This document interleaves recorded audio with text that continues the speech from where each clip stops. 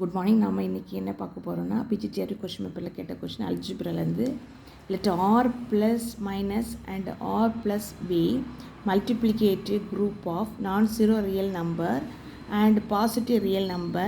Let theta from r plus minus to r plus b theta of x equal to modulus x. Then kernel of theta is option A minus 1 comma 0, option B 1 comma 1, option C 1 comma minus 1, option D 1 comma 0.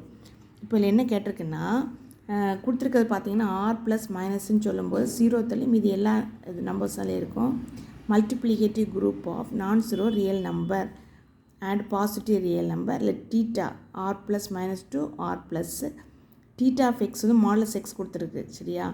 Function colonel தான் கேட்டிருக்காங்க. அப்போ எப்படி கண்டுபிடிக்கிறதுனா கேர்னலுக்கு formula நமக்கு தெரியும். Image equal to identity.